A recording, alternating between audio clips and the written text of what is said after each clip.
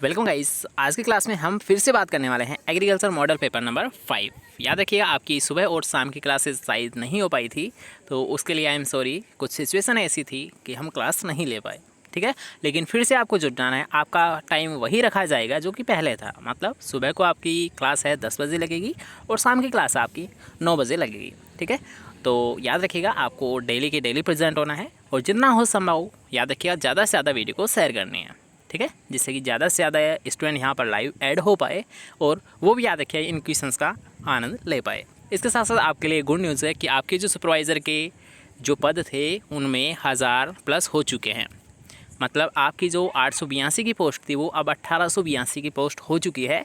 तो बस अब कुछ आपको ध्यान नहीं रखना है, केवल आपको पढ़ाई पर फोकस करना है, ठीक है। एक राहत भरी सांस लीजिए और तैयारी में जुट जाइए। ज़्यादा टाइम आपको बिल्कुल नहीं लेना है और याद रखिएगा हर एक क्वेश्चन आपको कंफर्म होना चाहिए। याद रखिएगा, आप कोई सी भी तैयारी कर रहे हो लेकिन आपको जब तक कोई कंफर्म क्वेश्चन नहीं है तो तैयारी का कोई फ़ायदा नहीं है। इसलिए याद रखिएगा, अगर आपने पढ़ रखा है तो कोई दिक्कत नहीं है, जितना हो सकता है रिवीजन कीजिए। जब तक आप रिवीजन नहीं करोगे तो सिलेक्शंस के चांसेस कम रहते हैं, लेकिन जितना ज़्यादा आप याद रखिए रिवीजन करते हो वही आपके चांसेस बढ़ा देते हैं, ठीक है। तो चलिए, ये 2 मिनट का लेक्चर था। आई थिंक आपको कुछ समझ आया होगा इससे, ठीक है। नॉलेज भी आप मान सकते हो, लेक्चर भी आप मान सकते हो, ये आपके ऊपर डिपेंड करता है कि आप क्या मानते हो, क्या सोचते हो। चलिए फर्स्ट क्वेश्चन पर आते हैं। क्वेश्चन आप देख सकते हो कि वे उर्वरक जिनको पौधे के पास दिया जाता है उसे क्या कहा जाता है, तो उन्हें बोला जाता है याद क्या, हिल प्लेसमेंट।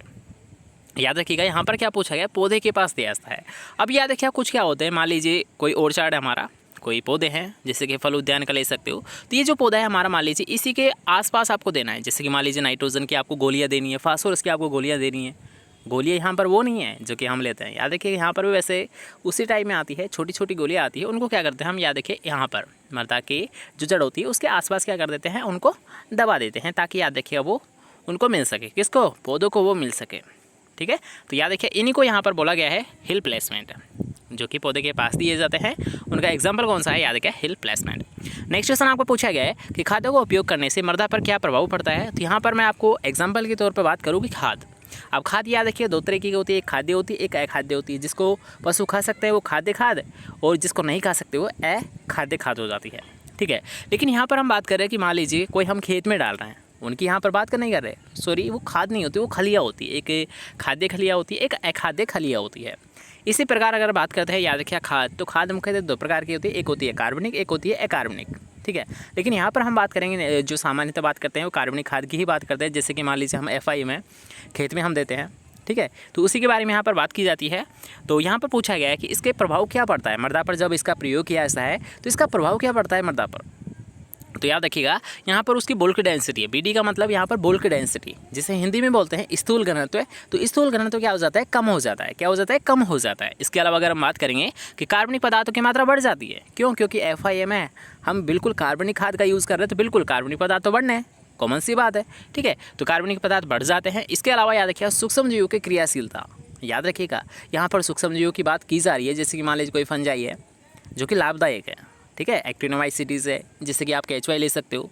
अगर कोई ऐसी सोइल है वहाँ पर केचुए पाए जाते हैं तो उनकी क्रियाशीलता भी याद रखिए बढ़ जाती है, ठीक है। यहाँ पर उन सूक्ष्म की बात नहीं की जा रही जो कि फसल को हानि पहुँचाते हैं, ठीक है। जैसे कि मान लीजिए कोई वो जड़ों पर क्या कर रहा है, कोई इफेक्ट कर रहा है, कोई डिजीज़ पैदा कर रहा है, लेकिन उनकी यहाँ पर बात नहीं की जा रही। यहाँ पर केवल हम बात करेंगे लाभदायक सूक्ष्म जीवों की, ठीक है। तो आई थिंक आप समझ गए होंगे तीनों पॉइंटों को। इसमें याद रखिएगा, फर्स्ट होता है बुल्क डेंसिटी कम हो जाती है, दूसरा है कार्बनिक पदार्थों की मात्रा बढ़ जाती है, और तीसरी है सूक्ष्म जीवों की क्रियाशीलता बढ़ जाती है। नेक्स्ट क्वेश्चन की यहाँ पर बात करेंगे कि निम्न में से किस खली में अधिक नाइट्रोजन पाई जाती है। तो याद रखिए मूंगफली की खली में कितनी होती है, याद रखिए 7.3। अब यहाँ रखिएगा जो कुसुम होती है इसमें वैसे सबसे ज़्यादा होती है, लेकिन यहाँ पर आपको ऑप्शन में दे रखा है बिना छिली हुई। तो बिना छिली हुई है ना भाई, तो बिना छिली हुई में याद रखिएगा 7.9 होती है वैसे, लेकिन वो याद रखिए छिली हुई होती है, छिली हुई होती है, नहीं कि बिना छिली हुई होती है। बिना छिली में तो याद रखिए 5% ही होती है। कितनी होती है, 5% ही होती है। तो क्या इसमें ज़्यादा है, मूंगफली से नहीं है। क्यों, क्योंकि अगर मान लीजिए आप कुसुम को छील दोगे ना, तब उसके बाद में क्या होगा, इसकी नाइट्रोजन है वो 7.9 हो जाएगी। लेकिन ऑप्शंस के ऊपर डिपेंड करता है कि ऑप्शन में आपको दिया क्या गया है। इसलिए याद रखिए हर क्वेश्चन को पहले सोचा करो, कुछ टाइम लिया करो, उसके बाद में ही आपको राइट आंसर देना है, मतलब दिया करो। 3 स्टेप फॉलो कर लेना, हर एक एग्ज़ाम में, चाहे आप कोई टेस्ट दे रहे हो, मान लीजिए ऐसे ही आप प्रैक्टिकल टाइप में ही टेस्ट दे रहे हो, तो वहाँ पर भी आपको सेम फॉलो करना है, सेम कंडीशन फॉलो करनी है। सबसे पहले आपको क्वेश्चन को अच्छे से पढ़ना है। पढ़ना और अच्छे से पढ़ना अंतर होता है, ठीक है। सबसे पहले अच्छे से पढ़ना है, उसके बाद में पहला थोड़ा सा उसका ऑप्शन को चारों को पढ़ना है। ऐसा नहीं देखना कि बस ऑप्शन देखे ही नहीं, क्वेश्चन को पढ़ लिया और डायरेक्ट क्लिक। नहीं भाई, गलती मत करना यार। देख के एक फ्रेंड मान सकते हो, भाई मान सकते हो, कुछ भी मान सकते हो। यहाँ पर मैं आपका कोई ऐसे एज ए टीचर बात नहीं कर रहा। मैं जब भी क्लास लेता हूँ एज ए फ्रेंड भी आप मान सकते हो, एज ए भाई भी आप मान सकते हो, ठीक है। जैसा आप चाहो उस तरीके से आप ले सकते हो क्लासेस को। लेकिन जितना मेरे को नॉलेज है मैं उतना देने की संभव प्रयास करूँगा, और जितना मेरे को एक्सपीरियंस, मतलब लाइफ का कुछ एक्सपीरियंस होगा, मेरे को भी एग्ज़ाम भी दी है तो उनका भी होगा, तो उनको मैं शेयर आपको कर सकता हूँ। आपको लाइफ में लेनी है या नहीं लेनी है ये आपके ऊपर डिपेंड करता है, ठीक है। तो ज़्यादा मैं बोलूँगा नहीं। चलिए नेक्स्ट क्वेश्चन के यहाँ पर बात करेंगे। नेक्स्ट क्वेश्चन के यहाँ पर बात करेंगे जिसमें आपको पूछा गया, यदि एक किसान अपने गेहूं के खेत में 92 kg नाइट्रोजन देना चाहता है तो बताओ 2 हेक्टेयर गेहूं के खेत में कितने यूरिया की आवश्यकता होगी। सबसे पहले याद रखिएगा क्वेश्चन थोड़ा सा न्यूमेरिकल है। वैसे न्यूमेरिकल नहीं है, अगर मायने में आप ये बैठाओगे कि न्यूमेरिकल है तो बिल्कुल आप नहीं कर पाओगे, लेकिन आप ये मानिए ये छोटा सा न्यूमेरिकल है। इसको तो वैसे ही हम झट से चुटकियों में कर देंगे।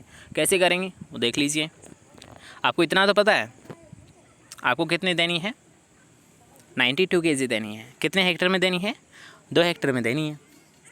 चलिए पहले हम एक की बात कर लेते हैं। एक अगर मान लीजिए 1 हेक्टेयर में आप देते हो, मतलब 100 kg आप देते हो यूरिया, तो उसमें कितना नाइट्रोजन होता है। कॉमन सा क्वेश्चन है यार, 11 से पढ़ते आ रहे हो। 46% होता है, मतलब 46 kg होता है। अगर मान लीजिए आप 100 kg जब याद रखें यूरिया का प्रयोग करोगे तो उससे जो मिलने वाला जो नाइट्रोजन है वो 46 किलो होगा। कितना होगा, 46 किलो होगा। आसान से कैलकुलेशन है। अब यहाँ पर पूछा गया कि क्वेश्चन में देखिए कि क्वेश्चन में पूछा है 2 हेक्टेयर, मतलब हम 200 kg यूज़ करेंगे, ठीक है। 200 kg हम यूज़ कर देंगे, 2 हेक्टेयर के लिए यूज़ कर रहे हैं ना। तो एक में तो याद रखिए 46 मिल रहा है, तो 46 से तो हमारी जो रिकमेंडेशन है क्वेश्चन की वो तो पूरी नहीं हो रही, तो हम दोबारा कर लेते हैं। 2 हेक्टेयर हमने ले लिया। अब 2 हेक्टेयर में बताइए कि 1 हेक्टेयर में अगर 46 होता है तो 2 से आप मल्टीप्लाई कर दीजिए। मतलब अगर आप ऐसे करोगे या फिर 46 को आप 2 से गुणा कर दोगे, आंसर तो सेम आएगा ना। आंसर तो सेम ही आएगा, मतलब 46 इंटू 2 कर दीजिए, या फिर आप याद रखिएगा 46 प्लस 46 कर दीजिए। आंसर आपका आना है 92, ठीक है। मतलब याद रखिए 1 हेक्टेयर में 46 kg नाइट्रोजन देता है। 100 kg जब हम यूरिया देते हैं तो याद रखिए हम 200 kg अगर यूरिया देंगे तो उससे क्या होगा, 92 kg नाइट्रोजन हमें प्राप्त हो जाएगा। मतलब हमें याद रखिए जो यूरिया की जो रिकमेंडेशन मात्रा यहाँ पर पूछी गई है वो कितनी पूछी गई है। क्या आपका राइट आंसर सही है, बताइए। क्या आपकी यहाँ जो मात्रा है ये क्या सही है, नहीं है। याद रखिएगा यहाँ पर हम बात कर रहे हैं 100 kg और 200 kg की। अब यहाँ पर हेक्टर की बात अभी तक हमने नहीं की है, ठीक है। ये तो 1 हेक्टर की मान लीजिए आपने 92 दे दिया, लेकिन अब यहाँ पर पूछ रहा है 2 हेक्टर में आपको देनी है, तो 2 हेक्टर से हम मल्टीप्लाई कर देंगे। मतलब ये जो हेक्टर है जो 200 है इसी को हम 2 से मल्टीप्लाई कर देंगे, तो हमारा राइट आंसर क्या हो जाएगा, 400 kg। 400 kg इन 2 हेक्टर। अभी हमने जो कैलकुलेशन की थी वो याद रखिए 1 हेक्टेयर की थी, और जिसमें हमें पता चला था कि याद रखिए 200 kg हम 1 हेक्टेयर में 92 kg नाइट्रोजन देने के लिए करेंगे। लेकिन इसमें क्वेश्चन में दे रखा है 2 हेक्टेयर, मतलब 92 1 हेक्टेयर में देना है और 92 आपको दूसरे हेक्टेयर में देना है। तो हमारा 200 प्लस 200 हो जाएगा, तो ओवरऑल 400 kg हमें यूरिया देना पड़ेगा। नहीं समझ आया है, आप एक बार जब करके देखोगे, थोड़ा सा फॉर्मूला है याद रखिएगा। फॉर्मूला तो क्या है इसमें कि 100 kg हम जब यूरिया देते हैं तो उससे याद रखिएगा 46 kg नाइट्रोजन प्राप्त होता है।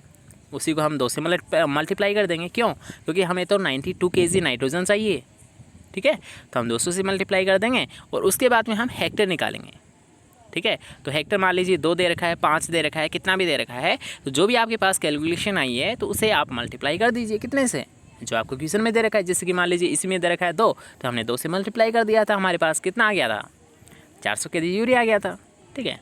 कॉमन सा है, करके देखोगे आसानी से आप समझ जाओगे। नेक्स्ट क्वेश्चन आपको पूछा गया कि निम्न में से कौन सा उर्वरक भंडार के लिए उपयुक्त नहीं माना जाता है। मतलब इसे आप लंबे समय तक नहीं यूज़ कर सकते हो या फिर रख नहीं सकते हो। इसे आपको जब भी परचेज़ करोगे आप जब भी इसका यूज़ करना पड़ेगा, ठीक है। आप इसे ज़्यादा टाइम लंबे समय तक आप उपयोग नहीं कर सकते हो। अब यहाँ पर याद किया अमोनियम नाइट्रेट, अमोनियम नाइट्रेट मतलब इसमें जो नाइट्रोजन होता है याद रखिए ये अमोनिया के रूप में भी होता है और नाइट्रेट के रूप में भी होता है। किस प्रकार का उर्वरक हुआ ये? बिल्कुल उदासीन नहीं कह सकते, याद रखिएगा। आप ये नहीं मानिए कि इसमें अगर अमोनिया भी है नाइट्रेट है तो ये उदासीन है, उदासीन नहीं होता है भाई, ऐसा नहीं होता है। ठीक है, ये अम्लीय उर्वरक के अंतर्गत आएगा क्योंकि इसमें इफेक्टिव मात्रा कितनी है उसके ऊपर भी डिपेंड करता है आपका क्वेश्चन क्या बोलना चाह रहा है। वैसे तो एक्स्ट्रा ज्ञान की यहाँ पर आपको ज़रूरत ही नहीं है, आप इतना सा याद रखिए कि भंडार के लिए उपयुक्त कौन सा नहीं है, तो अमोनियम नाइट्रेट। एसएसपी के बारे में आप जानते होंगे, एसएसपी में मुख्यतः 3 कंटेंट पाए जाते हैं, तीनों आपको एग्जाम में पूछे आ सकते हैं, जैसे कि 12% सल्फर पाइस है, 16% फास्फोरस पाइस है, 19% कैल्शियम पाइस है, और इसके अलावा याद रखिए 0.5 kg याद रखिए इसमें कितना पाइस है, क्या पाइस है, 0.5 मैग्नीशियम पाइस है। ठीक है, तीनों पॉइंट याद रखिएगा, 12, 16, 19 और 0.5। कैन की तो बताने की ज़रूरत नहीं है, कैन को हम किसान खाद के नाम से भी जानते हैं, कैल्शियम अमोनियम नाइट्रेट। ठीक है, और इसमें नाइट्रोजन कितना होता है, 26%। डीएपी की भी आपको बताने की ज़रूरत ही नहीं है, डाई अमोनियम फास्फेट 1846 की ग्रेड में पाया जाता है, मतलब नाइट्रोजन और फास्फोरस। इसके अलावा याद रखिएगा ये क्या होता है, एक कॉम्प्लेक्स फर्टिलाइज़र होता है। किस प्रकार का होता है, कॉम्प्लेक्स फर्टिलाइज़र होता है। नेक्स्ट क्वेश्चन के यहाँ पर बात करेंगे, ड्राई फार्मिंग में वर्षा की मात्रा की कितनी आवश्यकता होती है। तो यहाँ पर याद किया dry farming, dry land farming और रेनफेड फार्मिंग, 3 प्रकार की खेतियाँ होती है, तीनों को याद रखिएगा। एक होती है ड्राई फार्मिंग, एक होती है ड्राई लैंड फार्मिंग और एक होती है रेनफेड फार्मिंग। ठीक है, तो यहाँ पर याद रखिए ड्राई फार्मिंग की जब भी आपको पूछा आता है तो आप वर्षा की मात्रा 750 से कम बताओगे। ठीक है, ये किस में है, मिलीमीटर में आपको दे रखी है। तो यहाँ पर याद रखिए ड्राई फार्मिंग है, इसमें जो वर्षा की मात्रा है ये 750 mm से कम रखेंगे।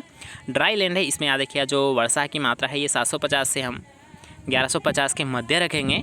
और अगर आपको पूछा था रेनफेड, तो रेनफेड का जो आपका राइट आंसर हो जाएगा वो होगा याद रखिए 1150 mm से भी अधिक। क्या, 1150 mm से भी अधिक।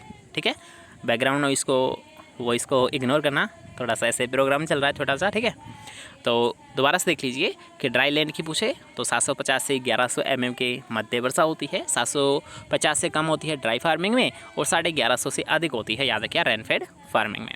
क्वेश्चन क्लियर होता है। नेक्स्ट क्वेश्चन के यहाँ पर बात करेंगे अब, जिसमें आपको पूछा गया है बाजरा, गेहूँ, मूंग की क्रॉपिंग इंटेंसिटी क्या है।